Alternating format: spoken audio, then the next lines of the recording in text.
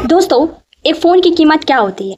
80,000, 1.5 लाख या फिर 3 जिंदगियां। हाल ही में महाराष्ट्र में एक ऐसा मामला सामने आया जहां एक आईफोन की ईएमआई ने पूरे परिवार को खत्म कर दिया। एक 19 साल के लड़के ने आईफोन खरीदा, ईएमआई नहीं चुका पाया और परिवार के झगड़े के बाद तीनों की मौत हो गई। यह सिर्फ एक घटना नहीं है, यह एक ट्रेंड है और आज हम बात करेंगे आईफोन की इसी अगली ट्रूथ के बारे में कि वो कौन सी वजह है जो लोगों को इस महंगे फ़ोन के पीछे पागल बना देती है।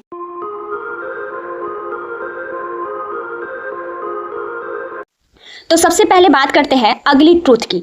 आपको लगता है कि आप आईफोन खरीद रहे हैं, लेकिन असल में आप एक ऐसे डेट ट्रैप में फंस रहे हैं। सबसे बड़ा झूठ है नो कॉस्ट ईएमआई।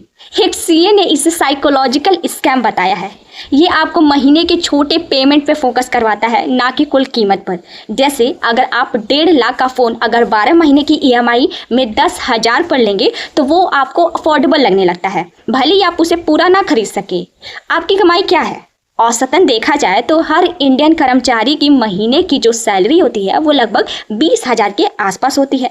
वहीं एक बेसिक आईफोन 17 की कीमत 82,000 से शुरू होती है, यानी एक फ़ोन 4 महीने की सैलरी से भी ज़्यादा महंगा है। इसीलिए अधिकतर लोगों के लिए ईएमआई एक ऐसा मात्र रास्ता है जहां वो सस्ते में आईफोन ले सकते हैं।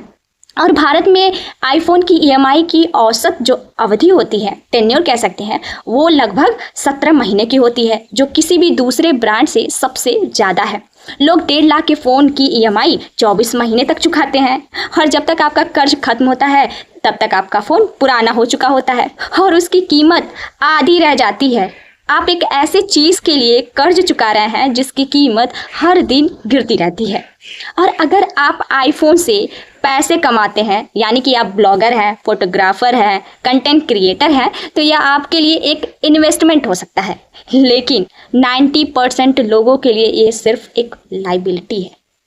सोशल मीडिया पर स्टेटस दिखाने के लिए लोग अपनी पूरी सैलरी का 20 to 25% सिर्फ फ़ोन की ईएमआई में लगा देते हैं।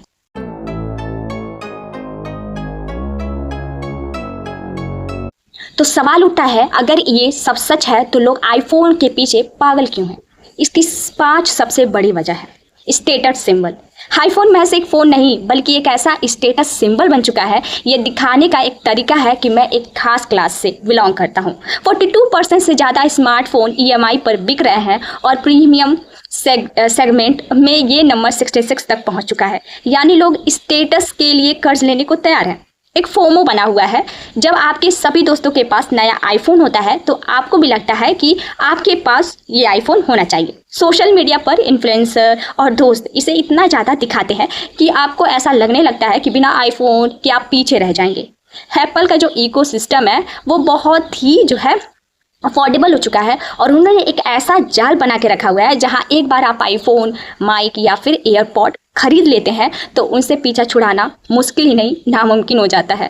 आप सब आपस में इतनी आसानी से काम करते हैं कि आप इनसे बाहर कभी नहीं निकल सकते हैं। इससे इकोसिस्टम लॉक इन कहते हैं।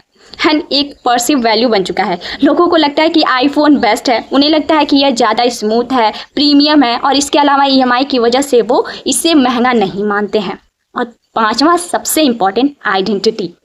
कई हमारे जैसे यंगर के लिए आईफोन सिर्फ एक गैजेट नहीं बल्कि उनकी आइडेंटिटी का हिस्सा बन चुका है। यह उन्हें कॉन्फिडेंस और अपनेपन का एहसास दिलाता है, भले ही इसके लिए उन्हें कर्ज लेना पड़े तो पड़े।